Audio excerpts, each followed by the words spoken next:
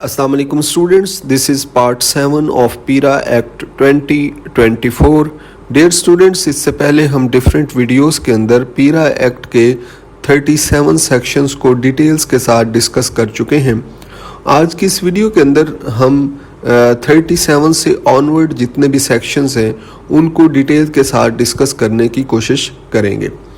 Dear student, अगर हम इसका सेक्शन 37 देखें तो वो है प्रोहिबिशन टू इंक्रोचमेंट, कि किसी भी किस्म की अगर इंक्रोचमेंट है तो वो मना है। ठीक है, इस लॉ के तहत अगर कोई भी बंदा इंक्रोचमेंट करता है वो किसी भी किस्म की हो तो वो मना है। अब ये इंक्रोचमेंट होती क्या है, हमने पहले डिफरेंट सेक्शंस के अंदर डेफिनेशंस में ये डिस्कस किया था कि इंक्रोचमेंट बेसिकली क्या होती है कि पब्लिक प्लेस या फिर गवर्नमेंट लैंड के ऊपर आप किसी भी किस्म की कंस्ट्रक्शन कर देते हैं, या फिर आप क्या करते हैं उसके ऊपर कोई एक्सटेंशन कर देते हैं, या फिर आप पब्लिक प्लेस के ऊपर कोई स्टॉल लगा लेते हैं, आप पब्लिक प्लेस के ऊपर गाड़ियां खड़ी कर देते हैं, आप पब्लिक प्लेस के ऊपर कोई रेडी लेके खड़े हो जाते हैं, जो आप गवर्नमेंट की इजाज़त के बगैर ये परफॉर्म कर रहे हैं। कोई भी एक्टिविटी पब्लिक प्लेस के ऊपर या फिर गवर्नमेंट लैंड के ऊपर, ये एक्टिविटी इंक्रोचमेंट कहलाती है। ठीक है,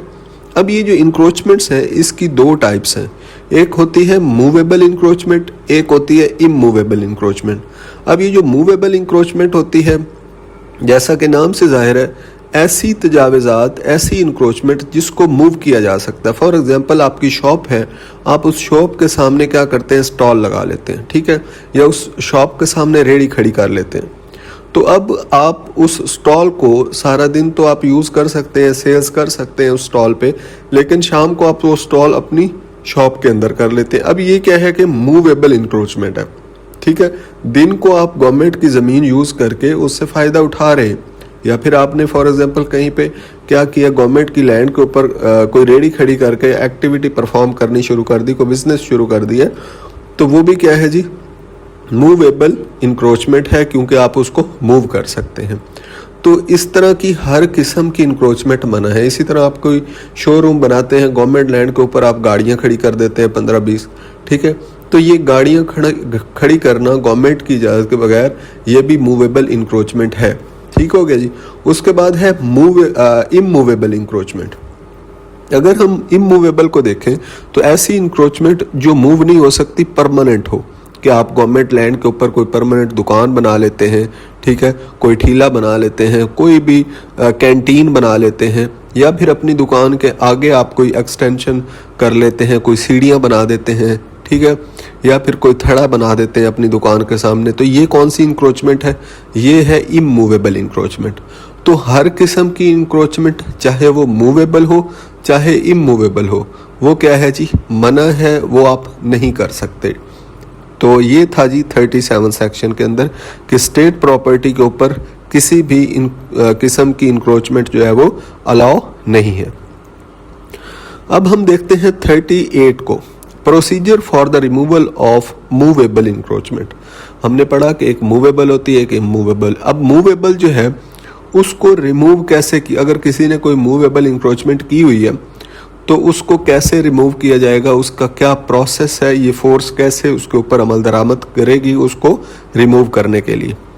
the encroachment officer on his own motion, encroachment officer enforcement officer जो है, हमने पढ़ा था कि पीरा एक्ट में एक इन्फोर्समेंट ऑफिसर होता है जो फील्ड वर्क करता है, ठीक है, या फिर वो खुद देखेगा कि ये मार्केट के अंदर क्या हुआ, इमूवेबल इंक्रोचमेंट हो गई है, वो on his own motion, complaint or reference from the department or custodian of state property, या फिर उसको डिपार्टमेंट से कोई कंप्लेन मिलती है, कस्टोडियन ऑफ स्टेट प्रॉपर्टी से कोई उसको मिलती है, क्या कंप्लेन होती है, तो वो जाएगा वहाँ पे। इंफॉर्मेशन फ्रॉम विसल ब्लोअर, मुखबर उसको इंफॉर्मेशन देता है, और any direction from authority, board, hearing officer और SDEO in such manner as may be prescribed shall inspect the site. ठीक है, मतलब कहने का यह है कि इन्फोर्समेंट ऑफिसर को या फिर खुद पता चला है कि कहीं पे मूवेबल क्या हुई है, इंक्रोचमेंट हुई है, या फिर उसको किसी मुखबिर ने बताया है, या अथॉरिटी की डायरेक्शंस आई हैं, या फिर SDEO ने उससे ऊपर वाले ऑफिसर हैं, ठीक है, SDEO साहब है, हेयरिंग ऑफिसर है, अथॉरिटी है, बोर्ड है, किसी ने भी डायरेक्शंस दी हैं कि फ़लाँ जगह पर क्या हो रहा है कि मूवेबल इंक्रोचमेंट हो रही है, आप जाके सबसे पहले क्या करेंगे, इन्फोर्समेंट ऑफिसर साहब उस जगह को इंस्पेक्ट करेंगे, उसको देखेंगे कि क्या वाकई ही वहाँ पे मूवेबल इंक्रोचमेंट हो रही है या नहीं। ठीक है जी। Inspect the site, take the stance of the concerned person. तो पहला काम क्या उसने करना है, उस जगह पे जाना है, उस जगह को देखना है, खुद उसको जो है वो जज करना है। उसके बाद जो उस जिस बंदे ने वो इंक्रोचमेंट की हुई है, कंसर्न्ड पर्सन है, उससे क्या करना है, उसका मौक़िफ़ लेना है, उसका स्टांस लेना है। And if satisfied that encroachment needs removal under the law, he shall serve notice or removal order to the illegal occupier. और अगर वो समझता है कि ये वाकई ही जो है वो इलीगल काम हुआ है, ये इंक्रोचमेंट हुई है, तो उसको जो है वो नोटिस जारी किया जाएगा या रिमूवल आर्डर दे दिया जाएगा। और vacate the state property with in specified time, और उस आर्डर के ऊपर जो है वो एक स्पेसिफिक टाइम लिखा होगा कि 2 दिन के अंदर, 3 दिन के अंदर, 24 घंटे के अंदर आपने ये जो आपने इंक्रोचमेंट की हुई है इसको रिमूव करें, खुद ही रिमूव करें। ठीक है जी। Through any of means as provided under the act. अच्छा, ये जो है वो एक्ट के अंदर जो तरीक़ाकार बताया होगा कि कैसे आपने इस इंक्रोचमेंट को रिमूव करना है, तो वो उसके मुताबिक क्या कर देगा जी, अपनी डायरेक्शंस उनको दे देगा, वो उस इंक्रोचमेंट को क्या करेंगे, फिल फॉर तौर पे रिमूव कर देंगे। ठीक है जी। अब ये बात हो रही है, आपने माइंड में रखना है मूवेबल इंक्रोचमेंट की। ठीक है, कोई स्टॉल है, कोई जो है वो रेडी है, या कोई भी ऐसा स्ट्रक्चर है जो मूव हो सकता है, ठीक है, और गवर्नमेंट के ज़मीन के ऊपर मौजूद है, तो उसको इस तरह से डील किया जाएगा। After expiry of prescribe time period, पहली बात तो ये थी कि इन्फोर्समेंट ऑफिसर साहब आए, उन्होंने जगह को देखा और उस बंदे का स्टांस लिया, उससे पूछगछ की, और उसके बाद अगर उसको ये लगा कि वाकई ही यहाँ पे हो गई है, इंक्रोचमेंट हुई हुई है, उसको क्या रिमूवल आर्डर दे दिया, या उसको जो है वो आर्डर्स दे दिए कि इस ये जो आपने स्टेट प्रॉपर्टी के ऊपर ये काम किया हुआ है इसको रिमूव करें। टाइम दिया हुआ था 24 घंटे का, 2 दिन का, 3 दिन का। अब वो टाइम गुजर गया, लेकिन उस बंदे ने क्या किया कि वो जो उसने मूवेबल इंक्रोचमेंट की हुई थी उसको रिमूव नहीं किया। तो अब गवर्नमेंट, अब ये जो पीरा फोर्स है ये क्या करेगी? After the expiry of prescribe time period the enforcement shall be authorise to take any one or more of the following actions. ये जो इन्फोर्समेंट ऑफिसर है, अब ये जो नीचे एक्शंस बताए गए हैं वो ले सकता है। क्या कर सकता है जी? Remove or cause to be removed the encroachment को रिमूव करवा देगा। ठीक है। Using such means and with such force as may be reasonably necessary, मतलब अपने फोर्स का इस्तेमाल करते हुए जो भी उसको बेहतर लगे, जिससे वो इंक्रोचमेंट रिमूव कराई जा सकती है, उसको क्या करेगा जी? रिमूव करवा सकता है। ये अथॉरिटी किसके पास है? इन्फोर्समेंट ऑफिसर के पास, जब टाइम लिमिट जो है वो एंड हो जाती है। दूसरा ऑप्शन क्या है? Impose and recover the fine as provided under the act or scheduled laws. जो भी फाइन उसके ऊपर लगता है इस एक्ट के तहत या फिर स्केजुअल्ड लॉज के तहत, ठीक है, उस फाइन को इम्पोज करेगा और उस फाइन को क्या करेगा? कलेक्ट करेगा, उससे लेगा, रिकवर करेगा। तो पहला तरीका क्या था कि उसको जाके फोर्स का इस्तेमाल करते हुए रिमूव करवा दिया जाए। दूसरा तरीका है उस पर फाइन इम्पोज कर दे, फाइन लगा दिया जाए। ठीक है। तीसरा तरीका क्या है जी? Confiscate the articles. जो भी चीज़ वहाँ पे मौजूद है, फॉर एग्जांपल वहाँ पे जो गाड़ियाँ खड़ी हैं गवर्नमेंट लैंड के ऊपर, या फिर वहाँ पे स्टॉल लगाया हुआ था आपने, या फिर कोई रेडी खड़ी थी, उसको क्या करे? जब्त कर ले, कन्फिस्केट कर ले। Cart or vehicle as case may be, deposit the same in the enforcement station along with a seizure memo to the sub-divisional enforcement officer and copy thereof to the illegal occupier। अब ये जो चीज़ें confiscate की जाती हैं, ये फौरी तौर पर जमा कहाँ पे करवा दी जाती हैं? इन्फोर्समेंट स्टेशन के अंदर जमा करवा दी जाती हैं। उसका एक जो है वो रिपोर्ट होती है जिसको कहते हैं सीजर मेमो। उस सीजर मेमो के ऊपर उस जो चीज़ कन्फिस्केट की गई है, जब्त की गई है, उसकी सारी डिटेल लिखी होती है। उसकी एक कॉपी जो है जिस बंदे की चीज़ें कन्फिस्केट की गई हैं उसको पकड़ा दी जाती है। दूसरी कॉपी जो है वो SDEO साहब को दे दी जाती है और वो चीज़ जो है वो इन्फोर्समेंट स्टेशन के अंदर सबमिट करवा दी जाती है। तीसरा ऑप्शन ये था कन्फिस्केशन का वाला। उसके बाद नेक्स्ट है जी सील द प्रेमिसेस, के इन्फोर्समेंट ऑफिसर के पास ये भी पावर है कि वो जो जगह है उसको सील कर सकता है। ठीक है, जहाँ पे भी हुई है इंक्रोचमेंट उस जगह को सील कर देगा, बंद कर देगा। उसके साथ जिस दुकान वाले ने वो फॉर एग्जांपल पीछे किसी की दुकान थी, आगे स्टॉल लगा हुआ, तो दुकान को भी सील कर देगा। ठीक है, तो नेक्स्ट ऑप्शन क्या है जी, सील भी कर सकता है। उसके बाद उससे अगला ऑप्शन है arrest the offender in default of fine, कि किसी पे फाइन लगाया था उसने और अब वो ऑफेंडर फाइन भी नहीं दे रहा। ठीक है, एक तो उसने टाइम पे क्या किया है, इंक्रोचमेंट रिमूव नहीं की, उस पे क्या किया गया, फाइन लगाया गया, अब वो फाइन भी नहीं दे रहा, तो अब उसको क्या कर दिया जाएगा जी, अरेस्ट कर दिया जाएगा। या फिर repeated offences or creating obstruction for the sub divisional enforcement officer in discharge of his official duties as may be prescribed. या फिर उसने क्या किया है कि एक तो फाइन नहीं पे किया, या फिर उसने कोई एक उसको एक दफ़ा फाइन लगा एक ऑफेंस करने पे, उसने फिर दोबारा वही ऑफेंस कर दिया, या फिर उसने जो ड्यूटीज़ परफॉर्म कर रहे थे ये ऑफिसर SDEO साहब, उसकी ड्यूटीज़ के अंदर आगे क्या किया, उसने टांग अड़ाई है, उस ड्यूटीज़ को रोकने की कोशिश की है, तो ऐसे बंदे को भी अरेस्ट किया जा सकता है। उसके बाद है जी submit a complaint before the sub divisional enforcement officer. SDEO साहब को ये इन्फोर्समेंट ऑफिसर क्या कर सकता है, एक ये भी ऑप्शन है कि कंप्लेन उनको देगा कि ये बंदे ने इस तरह ये किया हुआ है, इंक्रोचमेंट की हुई है। ठीक है, and get the FIR register, और जो SDEO साहब है उसके खिलाफ FIR दे देंगे। ठीक है जी। उसके बाद नेक्स्ट है submit a report before the sub divisional enforcement officer. एक report sub divisional enforcement officer को देगा enforcement officer for determination of cost of enforcement and rents by the hearing officer. जो भी वो क्या करेगा, उसके पास ये भी ऑप्शन है कि एक रिपोर्ट लेगा, लिखेगा, उस रिपोर्ट के ऊपर जितनी भी कॉस्ट आई है, फॉर एग्जांपल वो रिमूवल करने गया था किसी भी इंक्रोचमेंट को और साथ मशीनरी लेके गया उसको उखेड़ने के लिए स्टॉल को, या जो भी कॉस्ट आई है उस पर खर्चा आया है, उसकी एक रिपोर्ट तैयार करके SDEO साहब को दी जाएगी और SDEO आगे हेयरिंग ऑफिसर को देगा और हेयरिंग ऑफिसर फिर उसके ऊपर इम्प्लीमेंटेशन का कोई तरीकाकार बताएगा कि कैसे ये कॉस्ट रिकवर की जानी है। ठीक है जी। Hearing officer shall be authorise to dispose of the confiscated articles.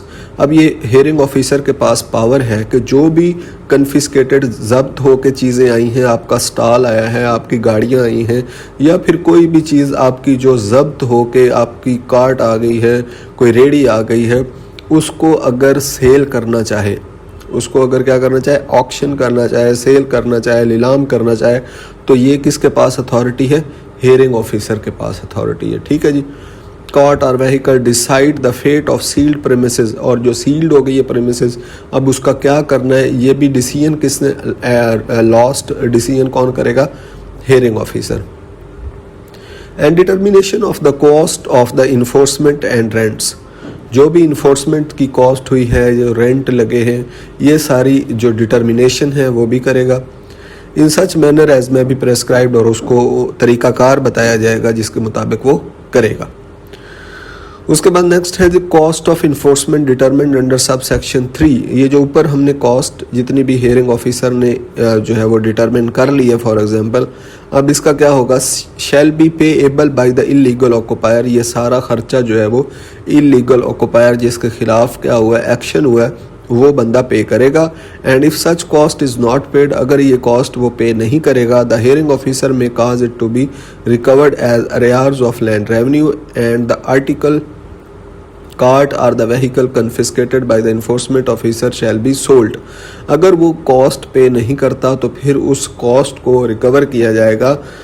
ज़मीन के वाजिबात, अरेयर्स ऑफ लैंड रेवेन्यू हमने बार बार पढ़ा, इसका एक तरीकाकार पूरा बताया गया लैंड रेवेन्यू एक्ट के अंदर कि कैसे ये रिकवर किए जाते हैं। उसके अंदर हमने 7-8 तरीके जो हैं वो डिस्कस किए थे, वो आप देख सकते हैं दूसरी वीडियो के अंदर।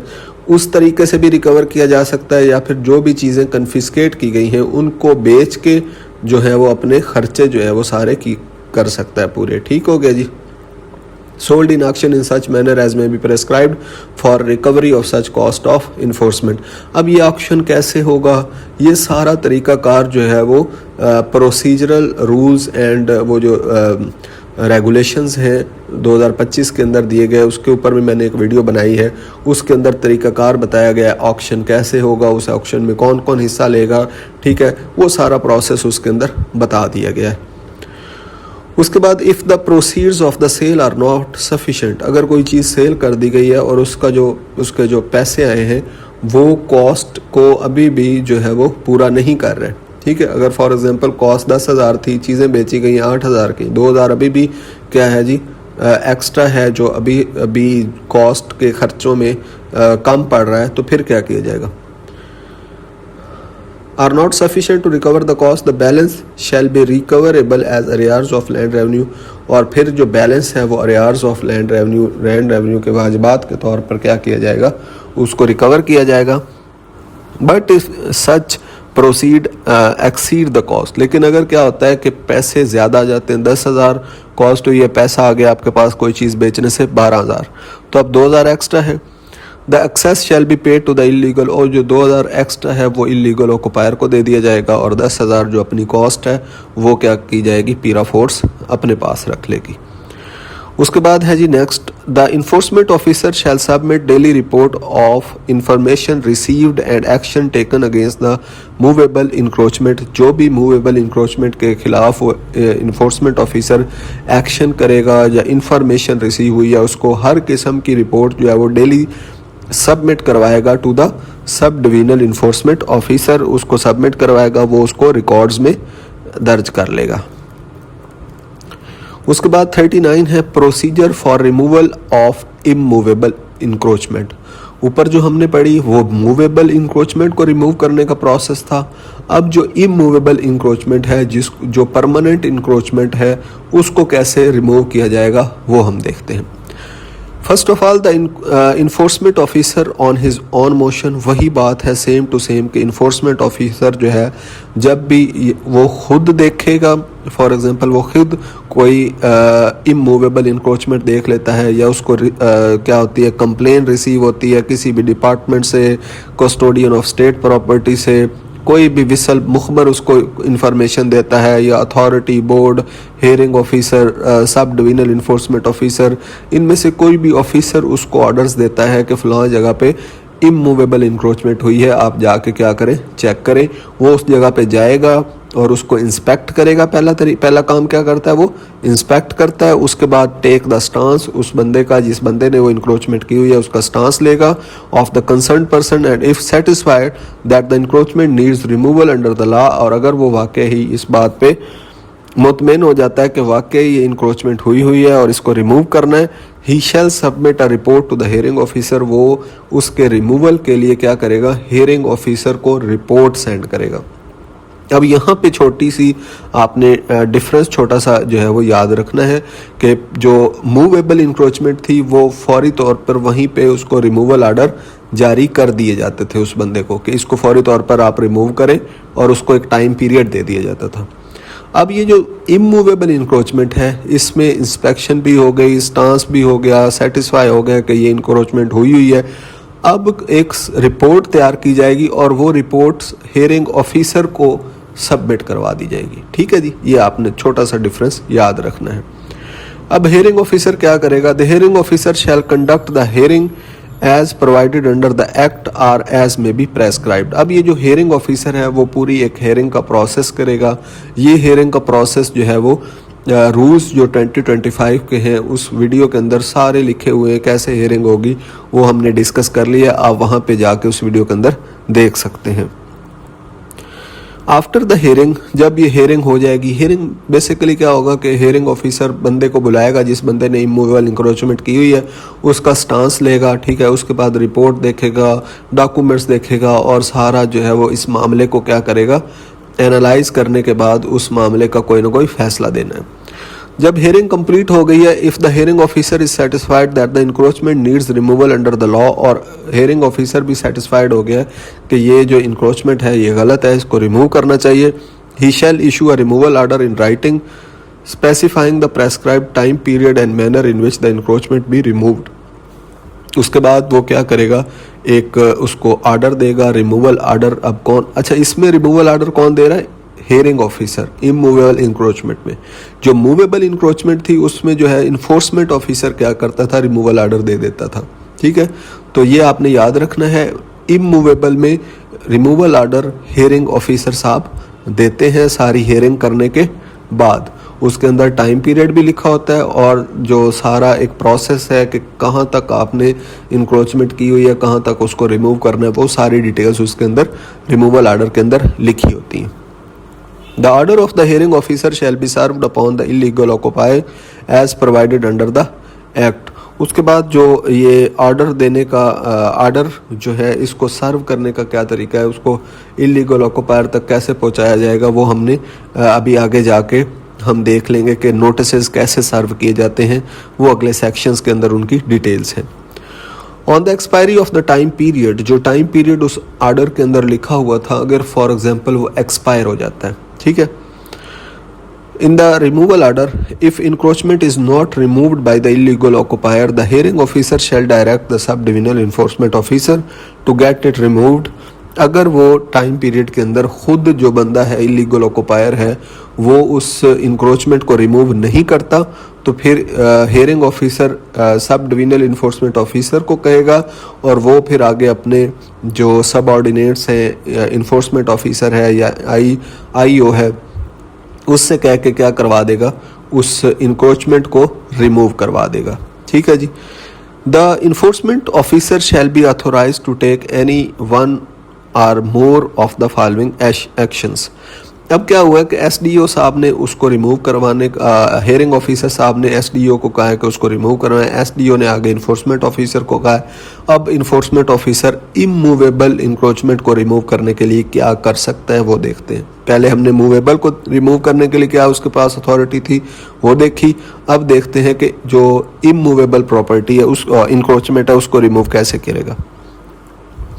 Remove or cause to be removed the encroachment using such means and with such force as may be reasonably necessary। ये तो सेम है जैसे पहले था, उसी तरह के उसको इन्फोर्समेंट ऑफिसर जो है अपनी फोर्स का इस्तेमाल करके रिमूव करवा सकता है। दूसरा impose and recover the fine, ये भी सेम है, उसके ऊपर फाइन लगा सकता है, उसको रिकवर करेगा।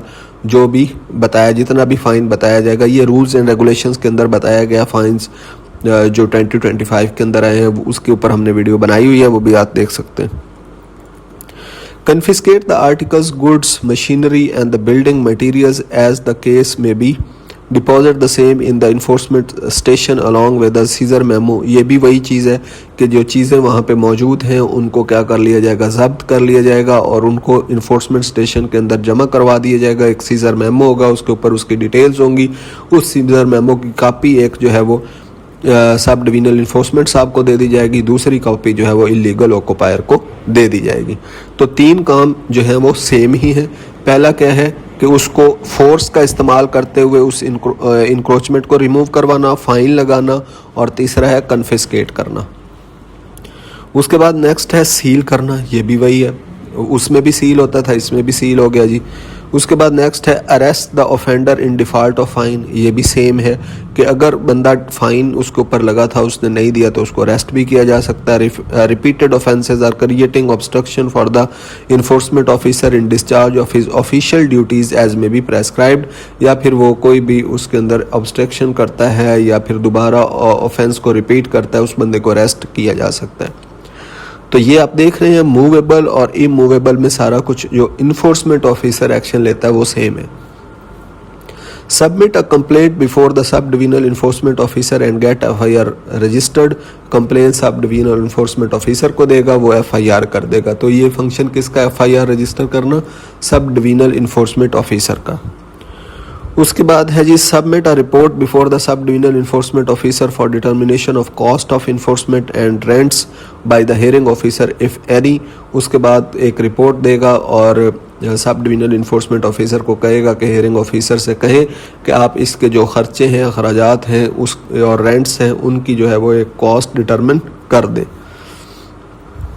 अब जो हेयरिंग ऑफिसर है shall be authorise to dispose of confiscated articles, वही बातें दोबारा रिपीट हो रही हैं, ठीक है जी। हेयरिंग ऑफिसर के पास ये अथॉरिटी है कि वो जितनी भी कन्फिस्केटेड आर्टिकल्स हैं, गुड्स हैं, मशीनरी है या बिल्डिंग मटेरियल है, decide the fate of sealed premises, field जो सील की गई है प्रेमिसेस उसकी फेट को उसको क्या करना है वो भी डिसाइड करेगा कौन, hearing officer. And determination of cost of enforcement and rent as may be prescribed, और कॉस्ट और रेंट की डिटर्मिनेशन भी कौन करता है, हेयरिंग ऑफिसर।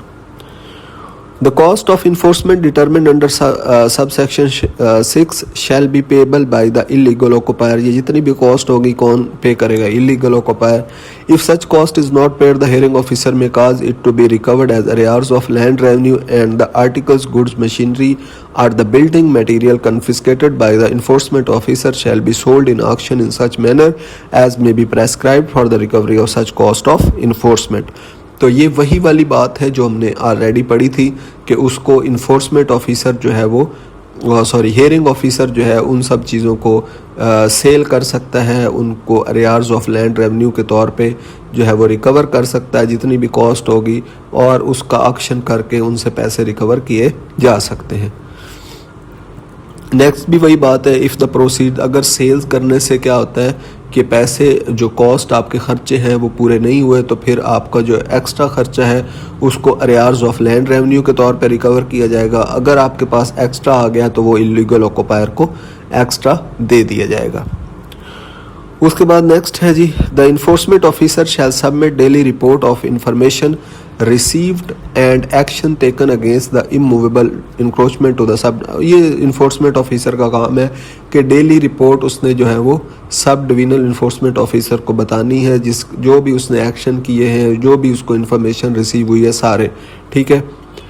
उसके बाद नेक्स्ट चैप्टर है chapter number 8, issuance and delivery of notices.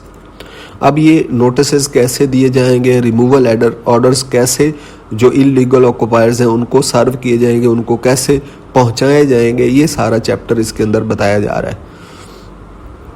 Issuance and delivery of notice, the notice may be issued and delivered in one or more of the following modes. ये तरीक़ेकार बताए गए हैं, इनका इस्तेमाल करके जो नोटिस हैं वो पहुंचाए जा सकते हैं। पहला तरीका है पर्सनल सर्विस, आप पर्सनली जाके उसको क्या करें, उसको नोटिस पकड़ा के हैं। The notice shall be served on the offender through any employ, कोई भी आपका एम्प्लॉय पीरा फोर्स का कोई भी बंदा जो जॉब होल्डर है वो जाके क्या करता है, सर्व कर सकता है। Subject to receiving given by such offender provided that refusal to receive the notice, अगर कोई बंदा रिफ्यूज़ कर देता है, लेने से इनकार कर देता है, shall not effect the validity of the notice, इससे क्या है कि नोटिस सर्व ही समझा जाएगा। और subsequent proceedings and footage from the body cam shall be sufficient proof of the personal service, और उससे फिर क्या है कि जो बंदा नोटिस सर्व करना जाता है उसके आगे एक बॉडी कैम लगा होता है, और उस बॉडी कैम से क्या होता है, रिकॉर्डिंग हो जाती है कि इस बंदे को हमने नोटिस दिया था, इसने लेने से इनकार कर दिया, अब इस पे वो नोटिस हमारी तरफ से क्या हो गया जी, सर्व हो गया, अब हम इसके ऊपर क्या करेंगे, अगला एक्शन ले सकते हैं। दूसरा ऑप्शन क्या है, सर्विस एट प्रेमिसेस, कि उस जगह के ऊपर आप नोटिस जाके चिपका दें, ठीक है जी। If the offender cannot be located for his personal service, the notice shall be served through courier services।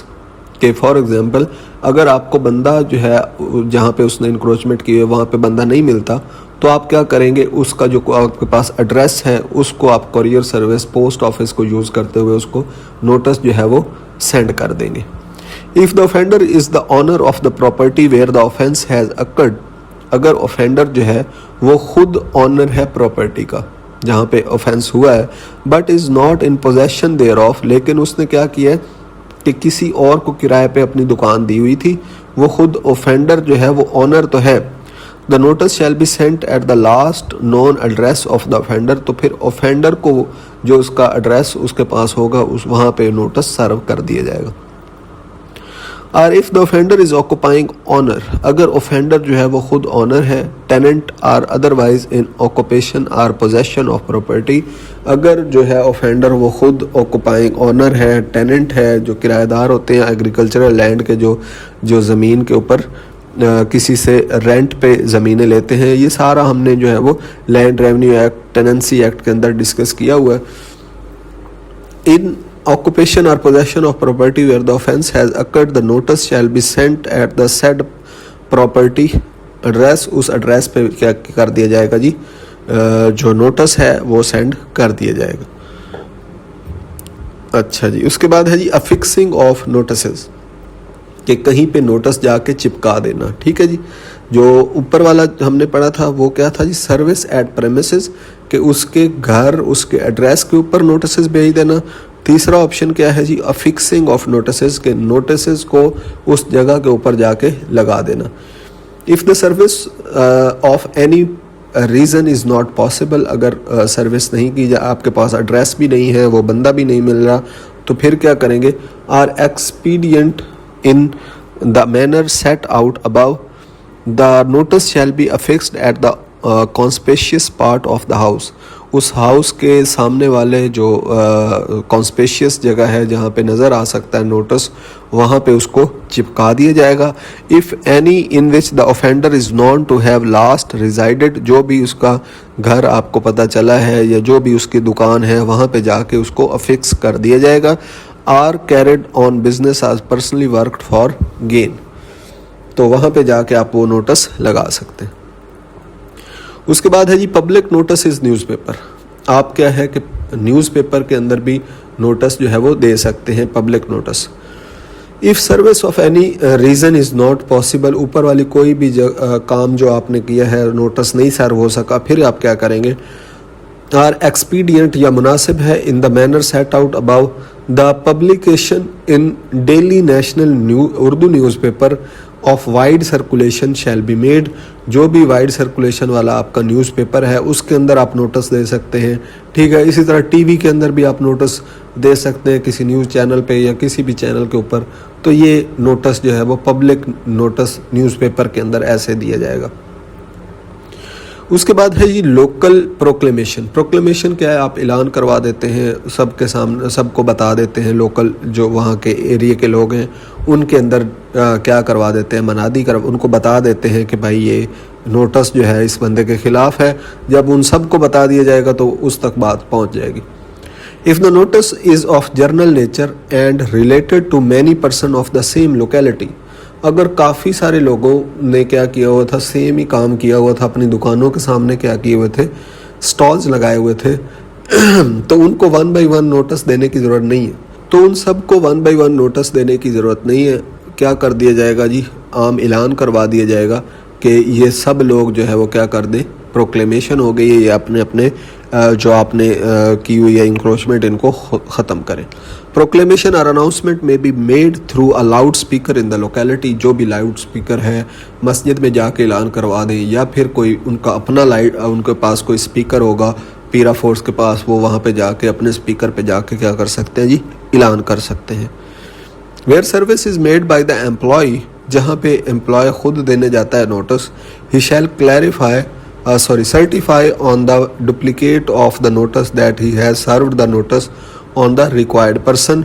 फिर वो क्या करेगा जी, उस नोटिस के डुप्लीकेट के ऊपर उसके साइन करवा लेगा कि भाई मैंने ये नोटिस सर्व कर दिया है। उसके बाद है जी चैप्टर 9 पेनल्टीज़ के बारे में, जो भी सज़ाएं होनी हैं उनके बारे में। सेक्शन 41 है penalties under this act. Save, अगर ये कोई भी बंदा इंक्रोचमेंट्स वगैरह करता है तो कौन कौन सी उसको सज़ाएं दी जा सकती हैं। Save as may be expressively provided in the act for purpose of the enforcement of scheduled laws. जितने भी स्केड्यूल्ड लॉज हैं जिसके अंदर हमने hoarding act, price control act, land revenue act, ये सारे पढ़े हैं, उन सब की इन्फोर्समेंट के लिए ये फोर्स बनाई गई है। और अगर इस इन्फोर्समेंट के दौरान क्या होता है, कोई भी बंदा उसकी खिलाफ वर्जी करता है, ये जो रूल्स हैं इनकी खिलाफ वर्जी करता है, only those penalties may be imposed which are permitted under such relevant laws, उन रेलिवेंट लाज के अंदर जो भी कानून तोड़ने की पेनल्टीज़ बताई गई हैं वो उन पे लागू हो जाएंगी।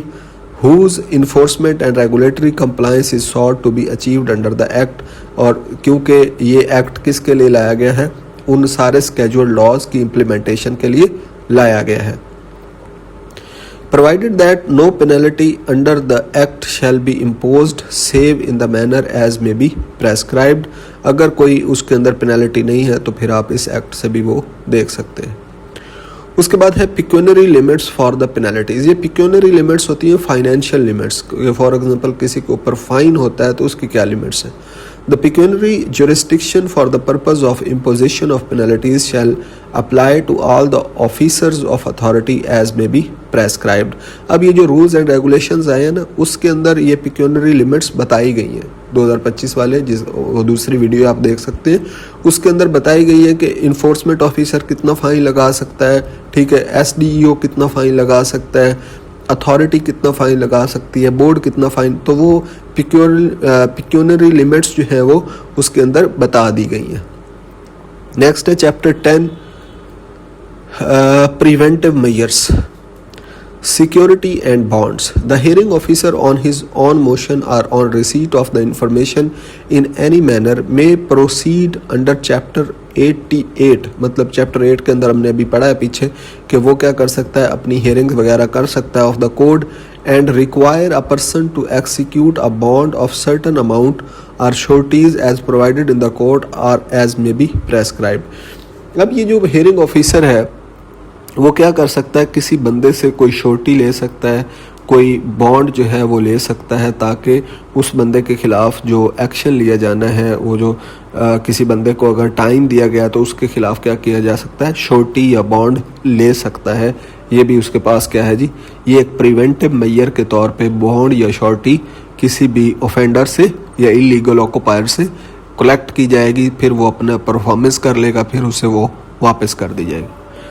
उसके बाद है जी चैप्टर 11, ये है जी ऑफेंसेस कौन कौन से हैं वो देखते हैं, जुर्म कौन से हैं इस एक्ट के तहत। उसके बाद जी 44 सेक्शन है ऑफेंसेस के रिलेटेड कि कोई भी बंदा अगर इंटेंशनली और विदाउट काज किसी वजह के बगैर ऑफेंस करता है तो वो कौन कौन सा अब है। अब हम देखते हैं। ए, refuses to receive the notice or prevents the service of notice। कोई भी ऐसा बंदा कि वो नोटिस लेने से इनकार कर दे या फिर वो नोटिस को अगर उसको सर्व किया जा रहा है तो वो उससे भाग जाए। बाई एब्सकॉन्डिंग, वहाँ से गैर मौजूद हो जाए, वहाँ से चला जाए। और एवर्टिंग प्रोक्लेमेशन, या फिर प्रोक्लेमेशन की गई है तो उसको नहीं वो मानता। और अफिक्सेशन आर रिमूवल ऑफ सच अफिक्सेशन, या फिर कोई भी अफिक्सेशन उसके घर के बाहर नोटिस लगाया गया था उसको उसने फाड़ दिया, तो ऐसे तमाम काम क्या कहलाएंगे, ऑफेंस कहलाएंगे। ठीक है जी। अगर आपने नोटिस लेने से इनकार कर दिया है, आपको नोटिस दिया गया था, आप वहाँ से कहीं गायब हो गए हैं, या फिर आपने प्रोक्लेमेशन पे जो है वो गौर नहीं किया, अफिक्सेशन आपके ऊपर नोटिस के, ये जो सारे तरीके हैं वो आजमाए गए लेकिन आपने उसके ऊपर कान नहीं धरे, तो आप क्या है जी, ऑफेंडर हैं, आपने ऑफेंस किया है, आप मुजरिम हैं। या फिर कोई भी बंदा डिसओबेज any order issued under the act और स्केड्यूल्ड लॉज, इस एक्ट के अंदर जितने भी रूल्स हैं उनको अगर कोई बंदा नहीं मानता, या स्केड्यूल्ड लॉज के अंदर जो भी रूल्स एंड रेगुलेशंस है उनको अगर कोई बंदा नहीं मानता तो वो भी कौन है जी, ऑफेंडर है, ऑफेंस उसने किया है। Fails to appear in person or by an agent before the concerned officer, अगर उसने हियरिंग पे आना था और वो नहीं आया, ठीक है, खुद नहीं आया या उसका कोई एजेंट नहीं आया, इफ़ सो डायरेक्टेड, अगर उसको कहा गया था कि आपने आना है और वो नहीं आता, तो इसका मतलब है उसने ऑफेंस परफॉर्म किया है, वो ऑफेंडर है, वो मुजरिम है, उसके ऊपर सज़ा लगेगी। Fails to produce any document or article required to be produced before the concerned officer, जो भी ऑफिसर ने डॉक्यूमेंट या कोई प्रूफ के तौर पे उससे कोई भी डॉक्यूमेंट कहा था कि आपने आर्टिकल लेके आना है और वो नहीं लेके आता, तो फिर भी वो ऑफेंडर है। Fails to furnish such information in the manner and at the time as required by the concerned officer, जो भी ऑफिसर ने उसको इंफॉर्मेशन या जो भी डॉक्यूमेंट लाने का कहा था वो उस टाइम पे नहीं ला सकता, तो फिर भी उसको ऑफेंडर कहा जाएगा। उसके बाद है offers resistance in taking of any property or suspected article by the lawful authority of the concerned officer. वो क्या करता है, ऑफर रेजिस्टेंस, कि वो अगर कोई बंदा क्या करता है, रेजिस्टेंस करता है इन ऑफिसर्स के खिलाफ, तो वो भी क्या होगा, ऑफेंडर होगा, उसने भी ऑफेंस कर दिया जी। उसके बाद refuses to provide assistance to the concerned officer as required under the act or scheduled laws, और अगर वो इन ऑफिसर्स को क्या करता है, असिस्टेंट प्रोवाइड, जो चीज़ें वो मांगते हैं उनके साथ कोऑपरेट नहीं करता, तो फिर भी वो क्या परफॉर्म करेगा, ऑफेंस परफॉर्म करेगा। उसके बाद है obstruct in any other manner in discharge of function by the concerned officer, या फिर जो भी ऑफिसर्स अपना काम कर रहे थे उनको किसी भी तरीके से उनके काम के अंदर आने की कोशिश करता है, उनकी ड्यूटी परफॉर्म करने से उनको रोकने की कोशिश करता है, कोई भी ऐसा ऑब्स्ट्रक्शन क्रिएट करता है, हर्डल क्रिएट करता है, तो वो भी क्या कहलाएगा, ऑफेंडर कहलाएगा। उसके ऊपर भी ऑफेंस जो है वो जुर्मदार वो बंदा करार दे दिया जाएगा। इंक्रोचेज अपॉन स्टेट प्रॉपर्टी के ऊपर कोई भी तजावुज़ात करता है। Remove any movable state property, कोई भी स्टेट प्रॉपर्टी थी, ठीक है, मूवेबल थी, कोई भी स्टेट का कोई भी चीज़ कहीं पे मौजूद थी उसको रिमूव कर देता है विदाउट लॉ अथॉरिटी, उसको अथॉरिटी नहीं थी, ठीक है। स्टेट की किसी भी चीज़ को, गवर्नमेंट की किसी भी चीज़ को, उस प्रॉपर्टी को किसी भी जगह से रिमूव करता है, कोई बिल्डिंग थी या कोई भी चीज़ थी, तो वो भी क्या है जी, ऑफेंस है।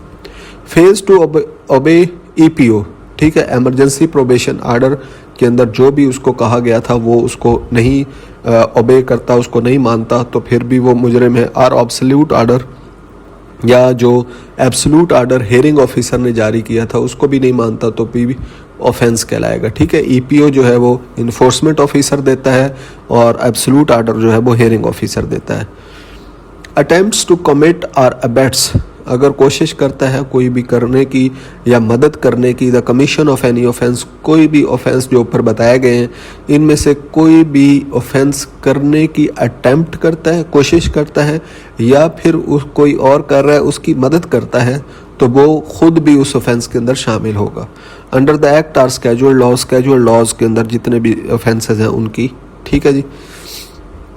He shall be guilty of an offence punishable with the imprisonment which may extend up to 6 months। अब ये जो इसको imprisonment, ऐसा जो भी ऑफेंस, ये जो हमने ऊपर सारे ऑफेंस पढ़े हैं, इनमें से कोई भी ऑफेंस अगर कोई बंदा परफॉर्म करता है तो उसको पनिशमेंट होगी जो कि 6 महीने तक उसको imprisonment दी जा सकती है, ठीक है। 6 महीने तक उसको कैद में रखा जाएगा, और फाइन या उस पर फाइन लग सकता है, which may extend up to ₹300,000 or both. अब ये जो 300,000 है, ये 3 लाख रुपए फाइन उसके ऊपर लग सकता है, और 6 महीने की सज़ा, या ये दोनों भी लग सकते हैं, ठीक है जी। अब ऑफेंसेस बाय कंपनीज, ये तो हमने ऊपर वाले पर्सनल ऑफेंसेस पढ़े थे, कोई एक बंदा करता है, अगर पूरी कंपनी ऑफेंस करती है तो फिर क्या, वो कौन से होंगे, कैसे होंगे, वो देखते हैं। Where an offence under the act has been committed by the company, कि कोई भी कंपनी अगर कोई इंक्रोचमेंट करती है या कोई जो है वो ऑफेंस परफॉर्म करती है, उसके खिलाफ कैसे होगा। Such company shall be liable to punishment of fine, ऐसी कंपनी पे जो है वो फाइन लगाया जाएगा। कॉस्ट और other compensation specified for the offence, उसके अलावा कोई भी ऐसी कंपनसेशन, कोई भी जो ऐसी कॉस्ट होगी वो सारी उस कंपनी को बेयर करनी पड़ेगी। Notwithstanding any contained in subsection 1 where it is proved that the offence is attributable to any neglect on the part of any director, manager, secretary or other officer of the company, के कोई भी बंदा जो है वहाँ उस company के अंदर इन्वॉल्व है, कोई भी डायरेक्टर है, मैनेजर है, सेक्रेटरी है, उन सब के ऊपर क्या होगा, ये ऑफेंस जो है वो लागू हो जाएगा। Such director, manager, secretary or other officer shall also be liable to punishment for the offence। ये सब लोग जो है वो क्या होंगे, लायबल होंगे, रिस्पॉन्सिबल होंगे, इन सब को पनिशमेंट दी जाएगी जब तक वो प्रूफ नहीं कर देते कि उनका इसमें कोई लेना देना नहीं है। Explanation in this section, company means a body corporate and includes a firm or any other association of person। Company की ये डेफिनेशन बता दी गई है कि बॉडी कॉर्पोरेट हो सकती है, फर्म हो सकती है, या कोई भी एसोसिएशन लोगों की है, कोई भी ग्रुप है जो कि कोई जो है वो बिजनेस परफॉर्म कर रहा है, तो वो क्या होगी, कंपनी कहलाएगी।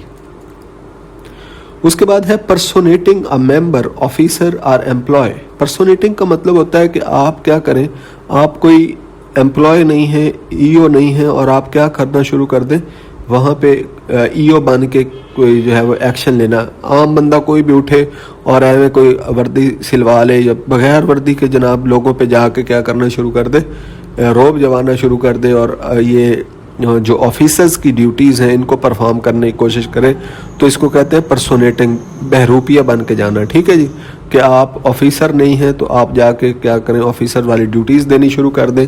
तो ऐसी सूरत हाल में क्या होगा, whoever pretends to hold any particular post or office as a member, officer or employee under this act, इस एक्ट में जितने भी ऑफिसर्स हैं, मेंबर्स हैं, वो बनने की कोई भी कोशिश करता है, knowing that he does not hold such office, और उसे पता है कि वो वाला ऑफिसर नहीं है। ठीक है, फॉर एग्जाम्पल कोई भी बंदा जो है वो उठता है, वो कहता है मैं ईओ हूँ, कोई भी बंदा उठता है कहता है मैं सर्जेंट हूँ, कोई भी बंदा कहता है मैं हेयरिंग ऑफिसर हूँ, हालांकि वो नहीं है। Or falsely personates any other person holding such offers, ठीक है, किसी और पर्सन वो बनने की कोशिश करता है। And in such assumed character does or attempt to do any act under color of such office, तो ऐसी सूरत हाल में वो ऐसा रूप जो है वो धारने के बाद क्या करता है जी, कोई भी जो है वो एक्शन लेता है, shall be liable to be punished under section 170 of the Pakistan Penal Code, Pakistan penal code का जो सेक्शन 170 है वो उसके ऊपर लगेगा और उसके मुताबिक उसको सज़ा दी जाएगी। उसके बाद मिस यूज़ ऑफ अथॉरिटी के जो एम्प्लॉयज़ हैं उनमें से अगर कोई बंदा अपनी अथॉरिटी की, अपनी पावर का मिस यूज़ करता है तो उसके साथ क्या किया जाएगा। Any officer or employee responsible for enforcement and regulatory compliance under this act, कोई भी ऑफिसर जो रिस्पॉन्सिबल है इन्फोर्समेंट के लिए या रेगुलेटरी कंप्लायंस के लिए, who exercises powers beyond his authority, कि फॉर एग्जांपल ईओ साहब जो है वो एफआईआर रजिस्टर कर देते हैं। ठीक है, वो उसकी अथॉरिटी नहीं है एफआईआर रजिस्टर करना, एफआईआर रजिस्टर करना एसडीओ का काम है। मतलब है जो ऑफिसर, जिस ऑफिसर का जो काम है वही परफॉर्म करेगा। अगर छोटा ऑफिसर बड़े ऑफिसर का को काम कर देता है, ठीक है, बगैर उसकी इजाज़त के, तो फिर क्या होगा, उसने अथॉरिटी अपनी पावर्स से ज़्यादा इस्तेमाल की है, तो फिर वो क्या है जी, वो क्या कहलाएगी, मिस यूज़ ऑफ अथॉरिटी कहलाएगी। उसके बाद है जी enters or searches any premises without lawful authority or reasonable cause, कि किसी भी जगह पर घुस जाता है प्राइवेट प्रॉपर्टी पर या किसी भी प्रॉपर्टी पर और उसकी वजह भी नहीं बनती थी, ना ही कोई रीज़नेबल काज थी, उसको सर्च करना शुरू कर देता है, तो फिर भी वो क्या है जी, उसने जो है वो मिस यूज़ किया अथॉरिटी का। Or vexatiously or unnecessarily seizes the property of a person, किसी की भी प्रॉपर्टी बगैर किसी वजह से उसका टाइम ज़ाया करने के लिए या जिसकी ज़रूरत भी नहीं थी सीज़ करने की, वो सीज़ करके ले आता है enforcement officer. Or vexatiously and unnecessarily detains, searches or arrests any person, या बगैर किसी वजह से किसी भी बंदे को क्या करता है, सर्च करता है, अरेस्ट करता है, डिटेन करता है, तो ये भी क्या है जी, गलत बात है। ऐसा करना भी मिस यूज़ अथॉरिटी कहलाएगा। उसके बाद है जी vexatiously and unnecessarily delays the forwarding to a court or any other authority to whom he is legally bound to forward any arrested person. अब ये जो अरेस्टेड पर्सन है इसको फौरी तौर पर पेश करना होता है इन्फोर्समेंट स्टेशन में या किसी मैजिस्ट्रेट के सामने 24 घंटों के अंदर। अगर वो नहीं करता जानबूझ के या वो डिले कर लेता है बगैर किसी ज़रूरत के, तो फिर क्या होगा, फिर भी वो मिस यूज़ अथॉरिटी के अंदर आएगा। Conduct faulty or defective inspection और इन्वेस्टिगेशन, कोई भी बंदा जो है जिसका काम इन्वेस्टिगेशन करता है वो सही नहीं करता, फॉल्टी करता है, डिफेक्टिव जो है वो करता है, ठीक है, वो पूरी तवज्जो के साथ अगर उसने सही इंस्पेक्शन नहीं की और उसने सही अंदाज़ा नहीं लगाया, तो फिर वो क्या होगा, मिस यूज़ ऑफ अथॉरिटी होगी। Makes a statement which is false or misleading in material particulars or uses a false document for the purpose, या फिर कोई भी इन्फोर्समेंट ऑफिसर, इन्वेस्टिगेशन ऑफिसर या एम्प्लॉय गलत जो है वो स्टेटमेंट देता है, मिसलीडिंग मटेरियल प्रोवाइड करता है या कोई ऐसा डॉक्यूमेंट जो फॉल्स है किसी भी काम के लिए वो दे देता है, तो वो भी मिस यूज़ ऑफ अथॉरिटी होगा। Is guilty of any wilful breach or neglect of any provision of law, या फिर कोई भी बंदा जानबूझ के इस एक्ट के जो प्रोविजंस हैं, रूल्स हैं, उसको क्या करता है, तोड़ता है या उसको निगलेक्ट कर देता है। और एनी रूल और रेगुलेशन, जो रूल्स एंड रेगुलेशंस उनके हैं बनाए गए हैं, or any order or instruction which he is bound to observe or obey, जो उसको जो उसने ओबे करनी थी, बाउंड था उसको फॉलो करने का और वो फॉलो नहीं करता, तो ऐसी तमाम सूरत हाल में वो क्या करता है जी, मिस यूज़ ऑफ अथॉरिटी करता है। Is guilty of any dereliction of duty including but not limited to insubordination or bribery. ठीक है जी, मतलब ये कि कोई भी बंदा अपनी ड्यूटी से बढ़ के कोई काम करता है, कोई ब्राइबरी लेता है या कोई भी चीज़ इस तरह का काम एक्टिविटी परफॉर्म करता है, वो भी मिसयूज़ ऑफ अथॉरिटी है। Engages himself in any manner और participates in any way in any action which has the result of thwarting the enforcement or regulatory compliance sought to be achieved under the act। कोई भी ऐसा काम या कोई भी ऐसी चीज़ में हिस्सा लेता है जिसमें क्या होता है कि उसने जो उसकी ड्यूटी थी वो परफॉर्म नहीं हो रही, ठीक है, एज अ रिज़ल्ट जो इसका इन्फोर्समेंट का काम है, इस अथॉरिटी का काम है, उसके अंदर क्या हो रही है, कोई हर्डल आ रही है, तो ये भी क्या है जी, मिसयूज़ ऑफ अथॉरिटी है। He shall be guilty of offence. अब जिसने भी मिसयूज़ ऑफ अथॉरिटी की है, ये सारे जो ऊपर मिसयूज़ ऑफ अथॉरिटीज़ हमने पढ़ी, तो जो भी ये करता है इसका मतलब है उसने ऑफेंस किया है, उसने जुर्म किया है। पनिशेबल विद इम्प्रिजनमेंट, उसको जो है वो कैद भी किया जा सकता है। Which may extend up to 6 months, जो कि कैद 6 महीने तक रह सकती है। आर विद फाइन, और उस पर फाइन भी लग सकता है। Which may extend up to ₹100,000 with or with both, उसके ऊपर 1 लाख रुपए जुर्माना भी लग सकता है और 6 महीने तक उसको जेल जो है वो भी कराई जा सकती है। तो ये आपने याद रखना है कि मिस यूज़ ऑफ अथॉरिटी की सज़ा कितनी है, 6 महीने तक उसको जेल हो सकती है और उसको 1 लाख रुपए जुर्माना हो सकता है, या दोनों भी हो सकते हैं। ठीक है जी। उसके बाद चैप्टर है 12, कंडक्ट ऑफ इंक्वायरी। इंक्वायरी कोई पूछगछ, कोई इन्फॉर्मेशन आपको कलेक्ट करनी है, इंस्पेक्शन करनी है, तो उसकी इंक्वायरी कौन करवा सकता है, कैसे होगी, ये सारा डिटेल इसमें बताई गई है। Conduct of inquiry in order to ascertain facts, जो भी फैक्ट्स आपके पास हैं उनको काउंटर वेरीफाई करने के लिए एन इंक्वायरी, पूछगछ may be conducted as provided below. अब ये इंक्वायरी कैसे करवाई जाएगी वो नीचे बताया गया।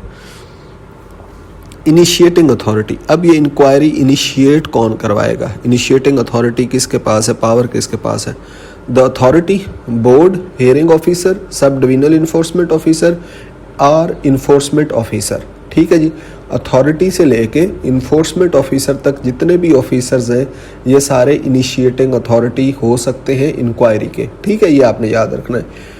एज द केस में बी अपॉन ऑन मोशन, वो खुद भी इंक्वायरी करवा सकते हैं। Upon receipt of information from a complainant, कोई कंप्लेन करने वाला जो है उसकी इंफॉर्मेशन पे भी इंक्वायरी हो सकती है। अ विसल ब्लोअर, कोई मुखबर है, विसल ब्लोअर डिस्क्लोज, किसी विसल ब्लोअर ने क्या की है, मुखबरी की है और कोई इंकशाफ हो गया है, उसके रिलेटेड आपने फैक्ट्स जो है उनको वेरीफाई करना है तो आप इंक्वायरी करवाएंगे।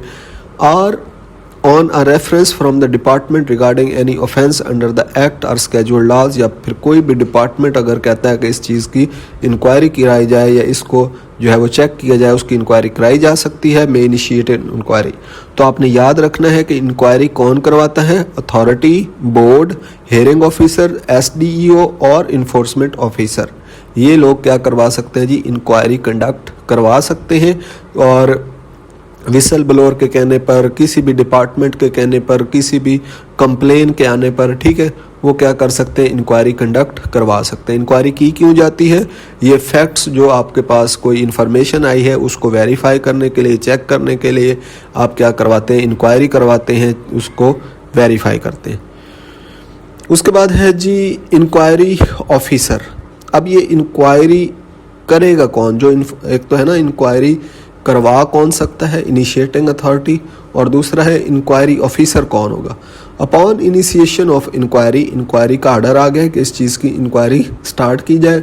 The initiating authority may conduct inquiry itself, जिस अथॉरिटी ने इंक्वायरी जो है वो इनिशिएट की है, जारी की है, वो खुद भी करवा सकती है itself, or appoint any inquiry officer subordinate to it.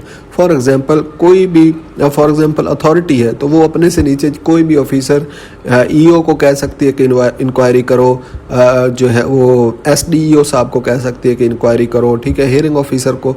तो किसी भी ऑफिसर को जो उसका सबऑर्डिनेट है उसको हुक्म दिया जा सकता है कि तुम इंक्वायरी क्या करो, इनिशिएट उसको परफॉर्म करो।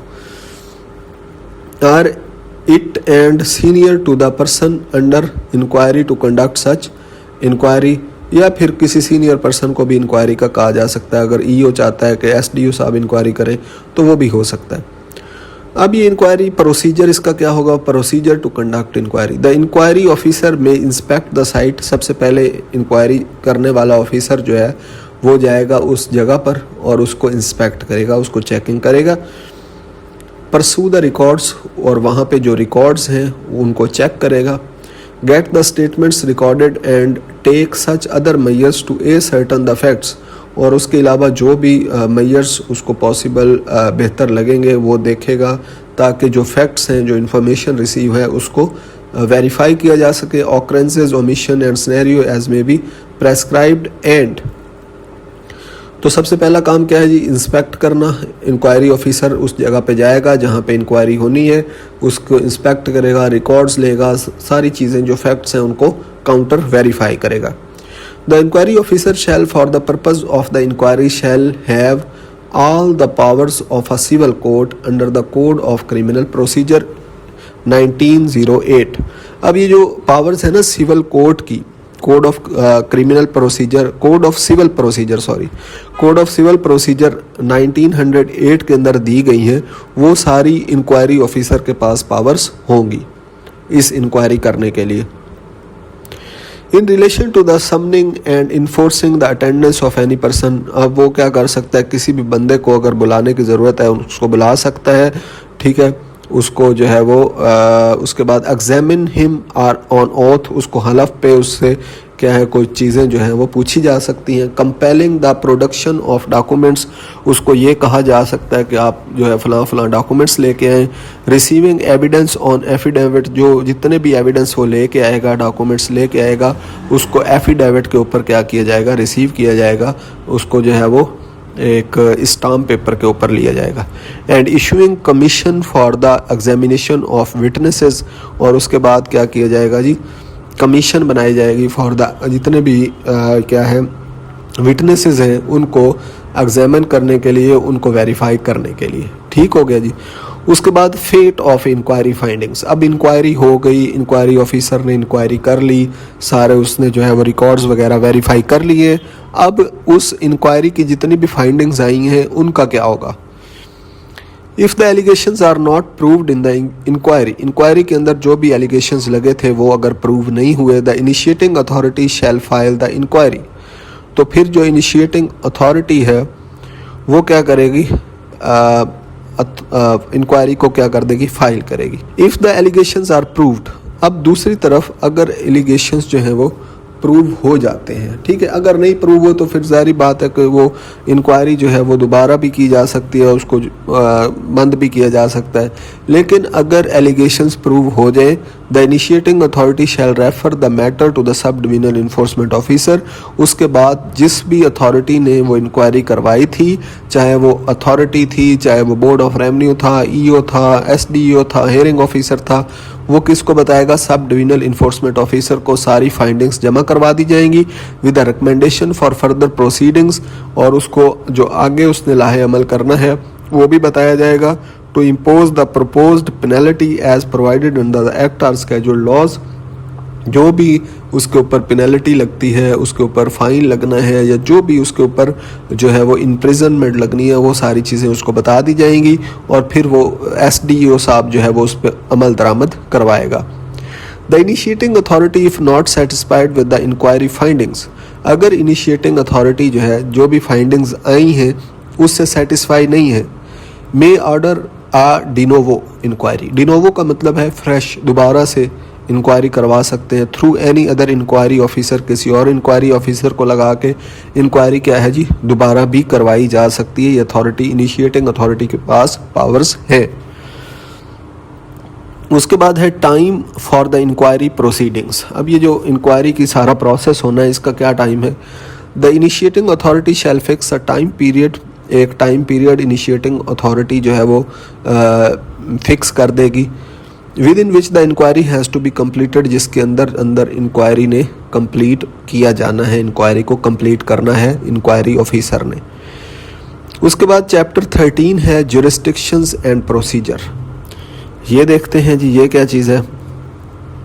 कॉग्निजेंस ऑफ ऑफेंसेस, जितने भी ऑफेंसेस इस एक्ट के रिलेटेड हैं उनकी नौइयत क्या होगी, उनकी शिद्दत क्या होगी वो देखते हैं। Not with standing any content in the code, code के अलावा all offences punishable under the act, इस एक्ट के अंदर जितने भी ऑफेंसेस पनिशेबल हैं शैल बी कॉग्निजेबल, वो सारे जो हैं वो शदीद नौइयत के करार दिए गए हैं। ठीक है, मतलब ये है कि नॉन बेलेबल है, उनकी बेल नहीं हो सकती। ठीक है, और वो बहुत ही हाई इंटेंसिटी के जो हैं वो ऑफेंसेस, क्राइम्स जो हैं उनको समझा जाता है। ठीक है जी। The sub divisional enforcement officer में, अब सब डिविजनल इन्फोर्समेंट ऑफिसर क्या कर सकता है, कंडक्ट एन इंक्वायरी हिमसेल्फ और थ्रू एन इंक्वायरी ऑफिसर, वो खुद भी इंक्वायरी कर सकता है या फिर किसी भी इंक्वायरी ऑफिसर से करवा सकता है as provided under the act or as may be prescribed, जो भी ऊपर हमने प्रोसेस इंक्वायरी का पढ़ा है उसके तहत। Convert the findings of an inquiry held under the act, जो भी इंक्वायरी होके आई है उसकी जो फाइंडिंग्स हैं उसको क्या कर सकता है, कन्वर्ट कर सकता है इनटू एन एफआईआर, जो भी एफआईआर है उसके अंदर वो सारी फाइंडिंग्स जो है, फैक्ट्स जो है, जो भी इंक्वायरी के अंदर आपको बातें पता चली हैं वो एफआईआर में लिखी जा सकती हैं। On the recommendation of initiating authority, जो भी इनिशिएटिंग अथॉरिटी है अगर उसने रिकमेंड किया है कि इन फाइंडिंग्स को भी एफआईआर में शामिल किया जाए तो वो कर सकता है। Register an FIR on the complaint or report of the enforcement officer, जो भी इन्फोर्समेंट ऑफिसर की कंप्लेन या रिपोर्ट आएगी उस पर वो एफआईआर दर्ज करेगा। और register an FIR directly if the circumstances are so glaring and commission of offence is evident, कि वो डायरेक्ट भी एफआईआर दर्ज कर सकता है अगर उसे ये पता चले कि जो ऑफेंस है वो वाज़े तौर पर होने वाला है और कोई ऐसे सर्कमस्टांसेस हैं जिनके अंदर एफआईआर दर्ज करना ज़रूरी है तो वो खुद ब खुद भी कर सकता है। अब जो ये हम इन्फोर्समेंट ऑफिसर की ज्यूरिसडिक्शंस पढ़ रहे हैं। ठीक है जी।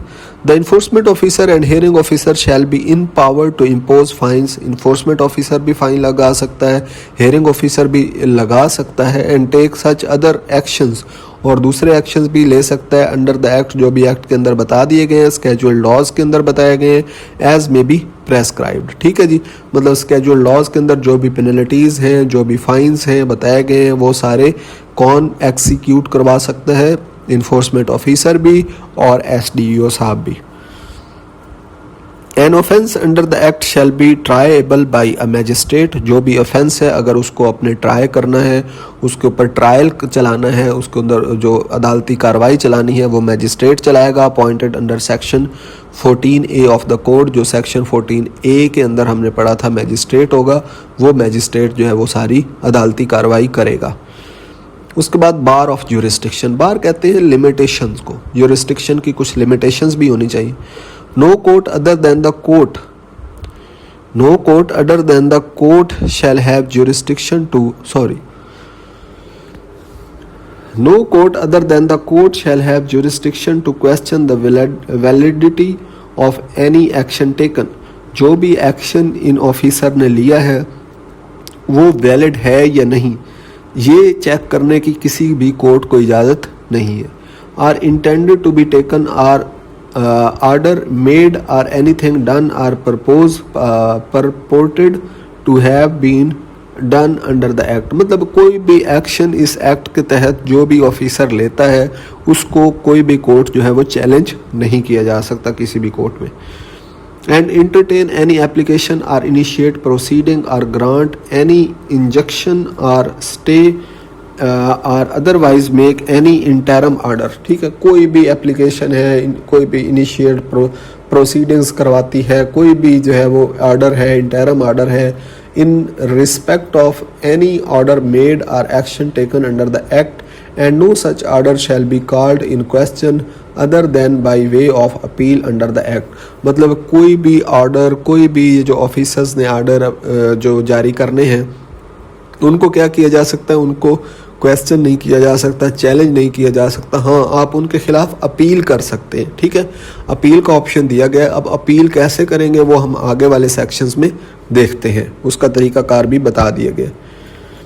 उसके बाद जो रिप्रेजेंटेशन है वो क्या होगी, कैसे होगी वो देखते हैं। Any officer or a complainant, जो भी एनी ऑफेंडर जिसके ऊपर जो है वो इल्ज़ाम लगा हुआ है, या जो भी बंदा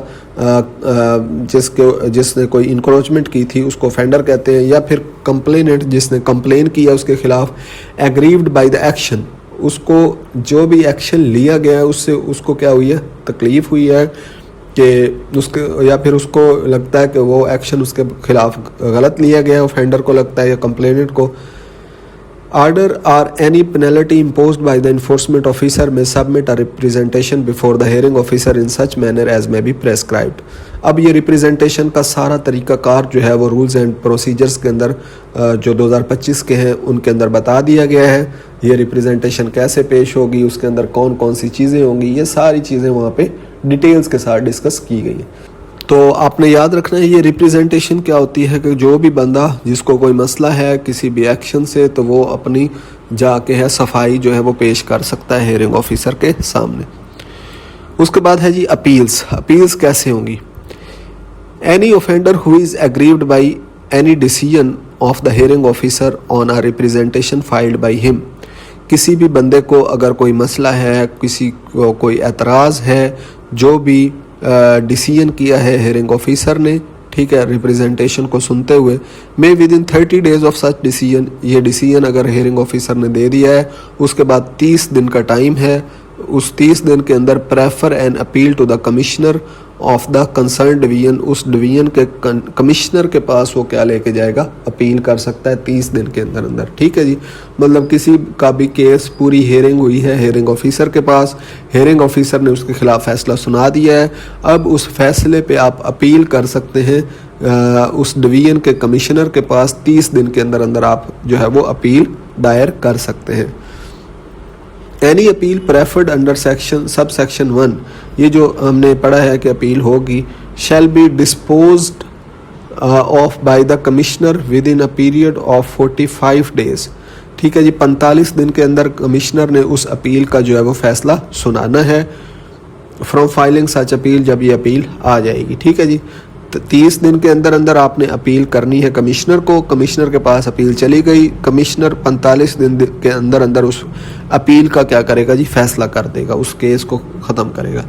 any person aggrieved by the decision of the commissioner, अगर कोई बंदा अब कमिश्नर के डिसीजन पे भी राज़ी नहीं हुआ, मे विद इन 30 डेज, उसके बाद फिर 30 दिन है, of the receipt of the decision के बाद file second appeal before the court and the court shell decide such appeal, वो किसी कोर्ट के अंदर जो है वो सेकेंड अपील करेगा। फर्स्ट अपील कमिश्नर को, कमिश्नर फैसला करेगा, अगर उससे भी आप सेटिस्फाई नहीं है फिर आप सेकेंड अपील कोर्ट में करेंगे और कोर्ट उसका फैसला करेगा। Such appeal within 90 days of its filing, 90 दिन के अंदर कोर्ट जो है वो उसका फैसला करेगा, 3 महीने के अंदर, ठीक है जी।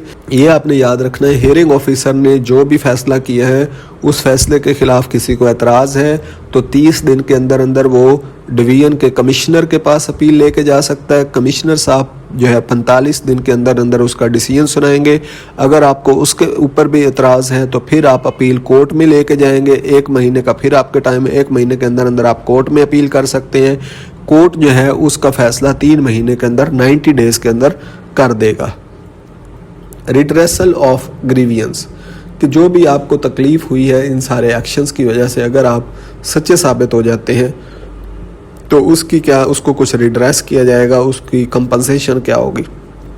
Any person aggrieved by any एलिज्ड miss use of authority, कोई भी मिस यूज़ ऑफ अथॉरिटी से किसी को नुकसान पहुंचा है, or by an officer or employ may in addition to any other remedy provided in the act file a complaint against such officer, वो क्या कर सकता है जी, उससे ऐसे ऑफिसर के खिलाफ कंप्लेन कर सकता है or employ before the grievance redressal commissioner.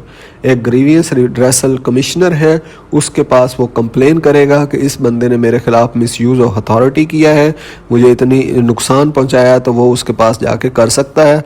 और if no officer is appointed, so अगर ऐसा ऑफिसर अभी अपॉइंट नहीं किया गया, before the chairperson of the board, तो आप चेयरपर्सन ऑफ बोर्ड के पास जाके भी वो आप अपनी कंप्लेन दे सकते हैं। उसके बाद जी नेक्स्ट चैप्टर है, इसको हम नेक्स्ट लेक्चर में डिस्कस करेंगे, चैप्टर 14 को। आई होप कि ये जो लेक्चर है आपको बेनिफिशियल साबित हुआ होगा। अगर आपको ये लेक्चर अच्छा लगा तो हमारे यूट्यूब चैनल को सब्सक्राइब किया करें और वीडियो को लाइक कर दें। Thank you very much.